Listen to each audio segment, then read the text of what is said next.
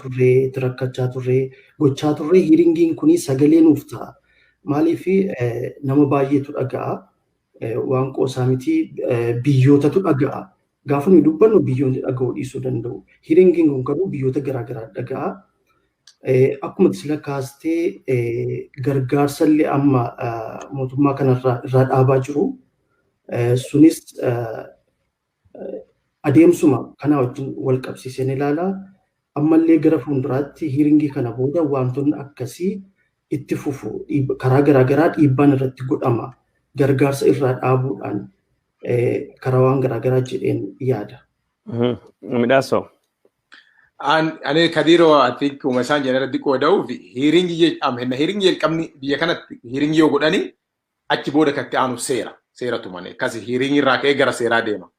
Wanti ta'uuf deemaaru mootummaan Itoophiyaa mootummaa baay'ee bal'in taane mootummaa dimokiraasii illee hin finne mootummaa nagaa illee fiduu hin dandeenye akka ta'e kun midhaasee koongireesii Ameerikaa paarlamentii Ameerikaa akka seera tumu akka baratan godha.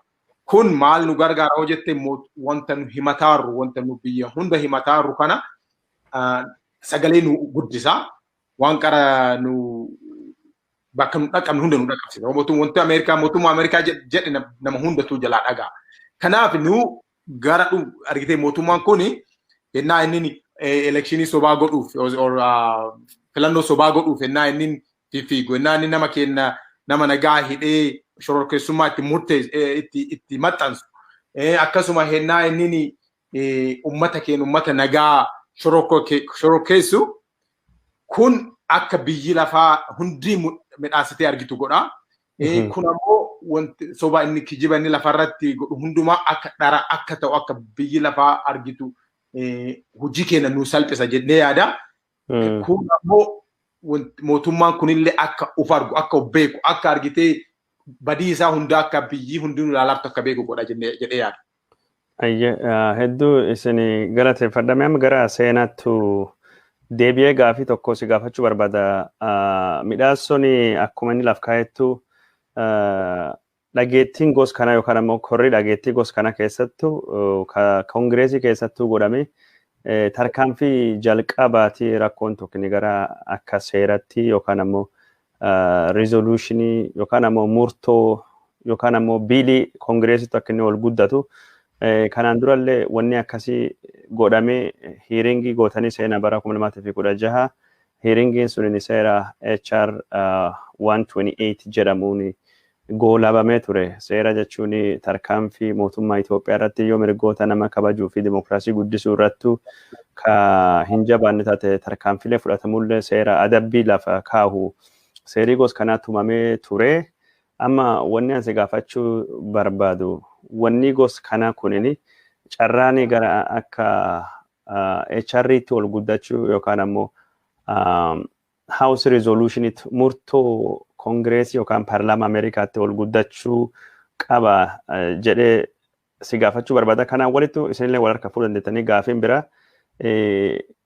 hiiringii kana yookaan ammoo dhageettii kan gubbaatti warra akka ragaa dhufanii ogummaa warraatiin beekumsa warraatiin waan qabanii Afrikaa uruffee Saharaatiin gadittu dimokiraasiin akkamitti dubattu deebi'aa jirtu waan jedhu irrattu ragaa bahanittuu jiran ka hubannoo dabalaniitu jiran miseensota koongireesii achi jiranii fi yookaan paablikii Ameerikaa waliigalatti miidiyaa fi warra ibsi kennutu jira. Sun keessa Christopher Femio namni jedhamu PhD qaba innis hin jira dhimma Afrikaa gubbaattu nama akka malee guddaati akka inni asirratti barreeffame. Dorina Beko namni jedhamtulleen hin jira. John Temin warsadeen kanattu dhiyeessa. Warkan sadeenii alatti namni wadhiyeessu hin jira Oromoo keessa yookaan ammoo Itoophiyaa keessa namni achitti argame hiiringii kan gubbaattu hirmaatu hin jira. Ka dhimma rakkoo Itoophiyaa keessa jirtu ka sababni ka Oromoo kallattiin warra koongireesii kanaaf ibsu deemu. Isin carraa kanan argattanii jechuun ollaa haa ta'uuti yookaan dhaabni Oromoo kan gaafa Afrikaa kan waan kan keessattu guyyaa hiiringii sun affeerama akka kanaan durattu jechuu seenaatiin affeeramsuun fa'a kanuma gaafachuu barbaade. Hayyee galatoomee mallee Kadiiroo ka beekuu qabnu asiin dura bara 2016-17 keessa yennaa mootummaa Ameerikaa wajji dalagaa turre Uummanni Itoophiyaa Oromoos qabatee sabaaf sablammii adda addaa qabatee waliin dalagaa ture mootummaa coomsaa mootummaa saba miidhaa jiru is mootummaa versus the people.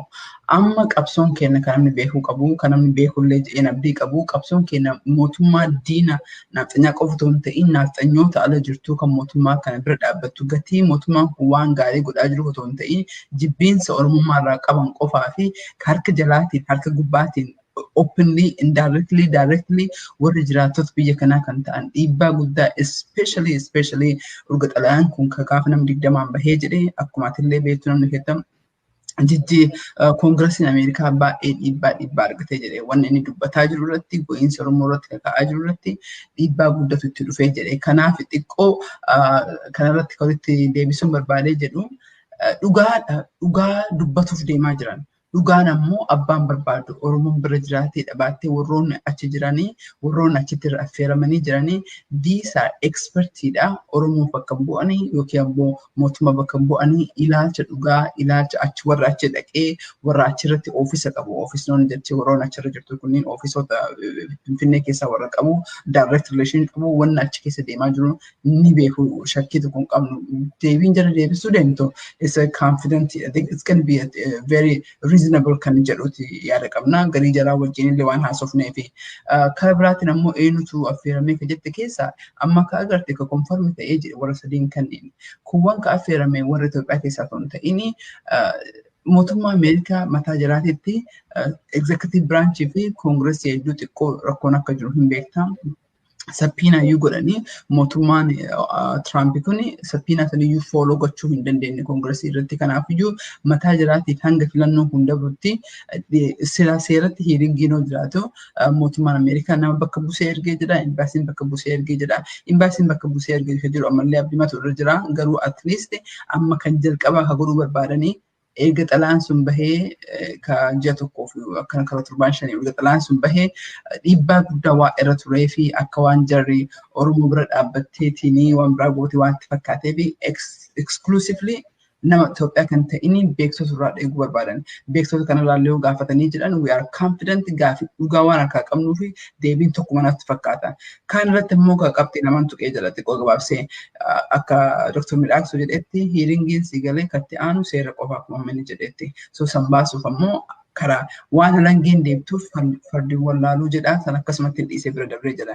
Ka duratti qabxii carraa naa kenniteetiin ani raafadhee ture what does this mean to Abiyyif maal jedha wanni deemaa jiru kan fakkaatu kunillee mammaa akkuma walitti dhiyaatee jedha. Abiyyi kalee akkuma ta'etti waggaa tokko osoo hin gahin faarfamaa ture eebbifamaa ture miidiyaan addunyaa akka isaa gabaaf ta'een nuun gabaafne uummanni Oromoo uummanni Itoophiyaa uummanni gurraacha ka jedhamu nama kanaaf gammadee bira dhaabbataa ture hadha ammoo akkuma agartu hadha nuti mataa keenyaa guyyaa gubbatte waan ambaasaadaroon Ameerikaa dubbataa turan dhageettee jirta Oromoon dhagahee jira addunyaan gaafa amma shororkeessituu jedhee Jawaariin fa'aa baasee jedhee Jawaar akka shororkeessituu hin taane addunyaan ni beekti mootummaan Itoophiyaa opposition party garee mormitoota shororkeessituu jedhee jira. Hanganaa ol wanni namaan jechuu dandeettu hin jiru nama shororkeessee otoo hin ta'in mormitoota isaa karaarraa gorsee filannoo kijibaa fakkaata fiigeetiin filannoo kana injifadhe jedheetiin kanaaf deemaa jira.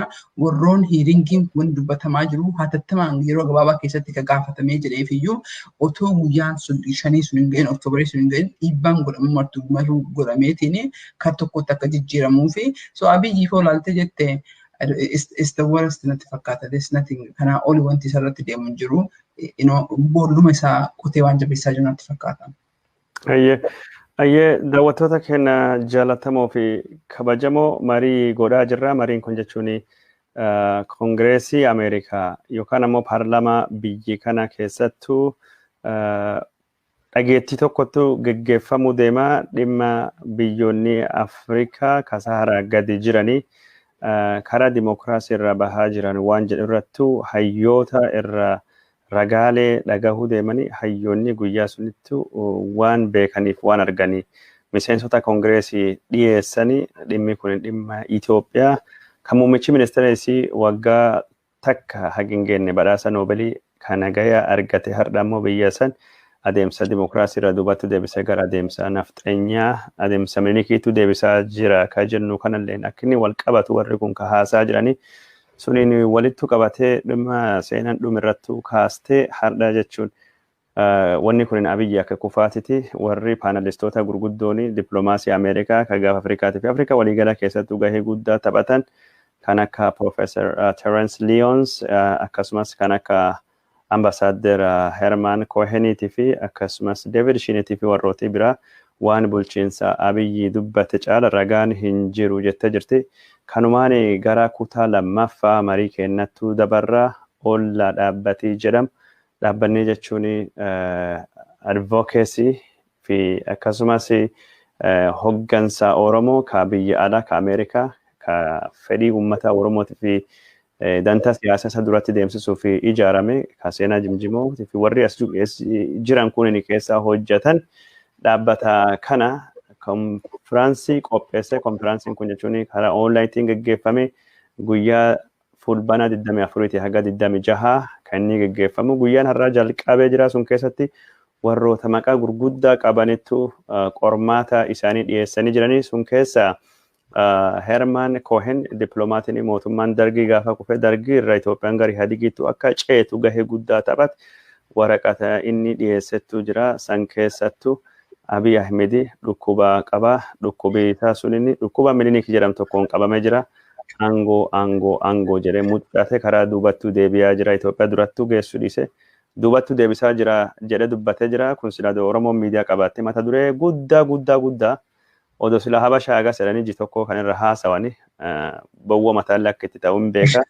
Rakkoon Abiyyiitiif Itoophiyaa sirna nafxanyaa kan deebi'aa jira. Sabaaf sablammiin hin dhumattu. Nafxanyaan jechuun jibbaachuu qabdi. Sirni nafxanyaa lamoo akka deebiin hin kaa'u awwaalame jedhee kanaan dura dubbatee bawwa mataa ta'e Professor Ambassador Herman Cohen, David Shinis akkasumas Professor